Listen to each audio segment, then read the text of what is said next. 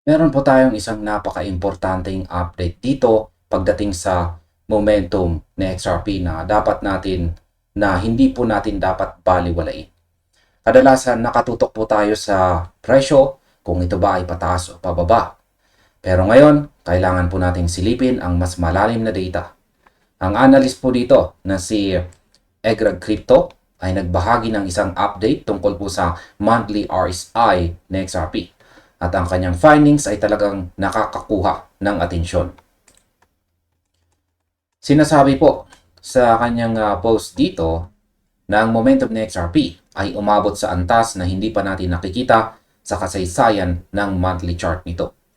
Kahit na ramdam natin ang pressure sa presyo, ang Relative Strength Index o RSI ay nagbibigay na ngayon ng mas malinaw na signal. Kaya sa video na ito ay pag-uusapan po natin ang mga level na ito. Hindi po ito tungkol sa hula. Ito po ay tungkol sa pag-intindi sa kung ano ang sinasabi ng momentum ng market dito. At simulan po natin sa ating unang katanungan kung bakit nga ba historical low ang monthly RSI natin.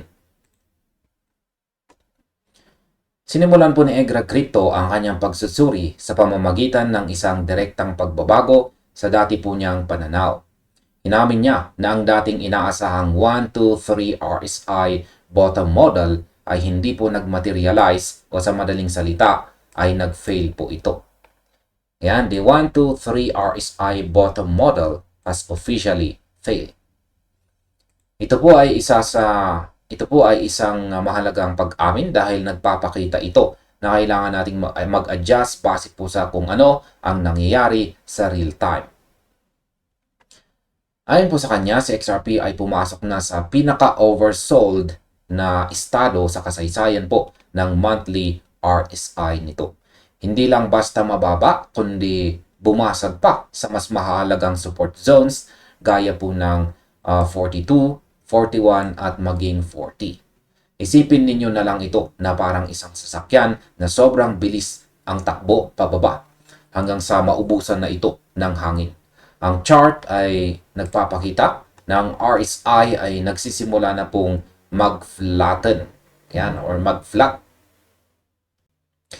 Kaya tumagilid po ito sa paligid ng 40. Ito ang pinakamababang reading na naitala po sa buong history ng XRP. Ngayon, sa aking pananaw, ang pag-break po sa 40 na level ay isa pong napakaseryosong senyales. Sa mundo ng trading, kapag ang isang asset ay pumasok sa ganitong extreme oversold zone, madalas ay dalawa lamang ang posibleng mangyari.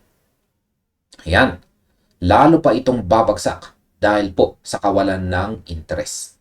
O ito ang magsisilbing bottom kung saan ang mga malalaking investors ay magsisimula ng mag-accumulate. Ang pag-flatten ng RSI sa area na ito ay nagpapahiwatig na nawawalan na ng lakas ang mga nagbibenta. Kaya para sa akin, hindi ito panahon para magpanik, kundi panahon para maging alerto sa mga susunod na galaw. Ang pagbaba po sa ganitong level ay hindi mangyayari ng madalas. Kaya ang bawat paggalaw ng RSI mula po rito ay magiging napakahalaga. At ngayon ay ano naman ang mga RSI levels na dapat po nating bantayan. Sa halip na presyo lang ang titigan natin, tinukoy po ni Egrag Crypto ang mga specific RSI levels na kailangang ma-reclaim o mabawi ng XRP para masabing nagsisimula na ang recovery. Inaasahan niya na ang indicator ay dapat munang bumalik sa 40. Yan, 40, sunod ay 42, pagkatapos ay 46.5, 47.8, at ang pinaka-importante sa lahat, ang muling paglampas sa 50. Bakit 50? Dahil ang huling malakas na breakout ng XRP sa itaas ng 50 ay naganap noong late 2024, kung saan nasaksihan po natin ang 500% na pag-angat ng presyo. Kaya naman, ang level na ito ay nagsisilbing mahalagang milestone. Kung mabawi po ni XRP ang momentum na ito, ang posibilidad ng isa pang malakas na breakout ay nagiging mas posible. Sa aking opinyon, ang pag-reclaim sa mga level na ito ay parang pag-akyat sa hagdan. Hindi mo pwedeng laktawan ang mga steps. Ang level 40 hanggang 50 ang nagsisilbing recovery zone. Kaya masasabi ko po ay ang pag-move mula po 40 hanggang 50 ay magpapatunay kung ang kasalukuyang market ay may sapat na buying interest. Kung makikita natin na ang RSI ay dahan-dahang umaakyat at lumalagpas sa mga nabanggit na levels, iyon ang indicator na ang mga buyers ay unti-unti nang bumabalik. Hindi natin kailangan ng overnight miracle. Ang kailangan natin ay consistency sa pag-akyat ng RSI levels na ito. Ito ang magiging basihan ng tiwala ng mga traders. At ngayon ay may pag-asa pa ba ang XRP na makarecover?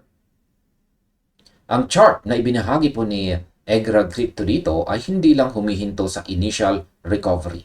Nagpapakita ito ng isang malinaw na projection. Isa pong white arrow, ayan nakikita po natin dito, ang white arrow ay nagpapahiwatig ng paggalaw ng RSI pabalik po sa 50 na susundan naman ng isang mas malaking green arrow, ito po na nagpo-project naman ng pag-akyat patungo sa 80. Ang 80 level na ito ay tumutugma po sa mga nakaraang peaks ng XRP kung saan ang presyo ay lumampas sa presyong $3. Siyempre, ang lahat ng ito ay depende sa magiging reaksyon ng RSI sa mga susunod na buwan. Ang magandang balita, sinabi po ni EGRAC na ang price action ay hindi kailangang mag-bottom o tumigil sa pagbaba bago pa man gumanda ang momentum. Ibig sabihin, ang presyo ay posible pong mag-print pa ng lower low o mas mababang presyo. Pero ang RSI o ang momentum ay pwede nang magsimulang maging mas matatag o mas malakas. Ngayon, ito po ang aking opinion. Ito ang isang konsepto na madalas malito ang mga traders. Akala natin kapag bumababa ang presyo, dapat ay laging bumababa rin ang momentum.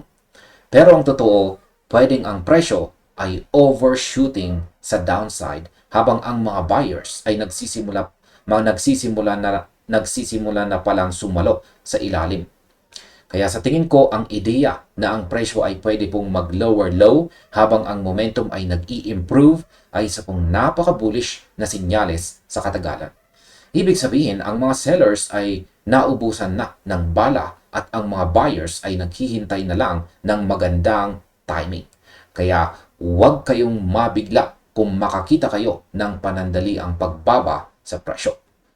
Tumingin kayo sa RSI.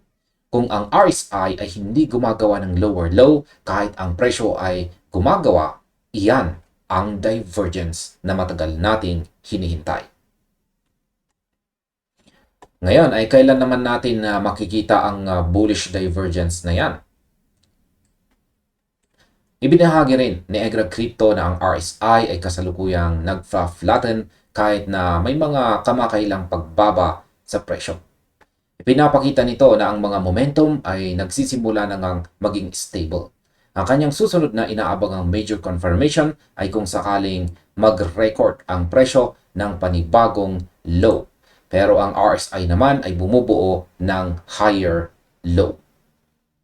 Ang kanyang sinabi ay, if that happens, while RSI makes higher low, we get a powerful bullish divergence. Ito ang tinuturing niyang pinakamalakas na signal na dapat nating bantayan. Sa halip na tumingin lamang sa presyo, kailangan po nating mag-focus sa momentum. Ang divergence na ito ang madalas na maging hudyat ng pagbabago ng trend mula po bearish patungong bullish.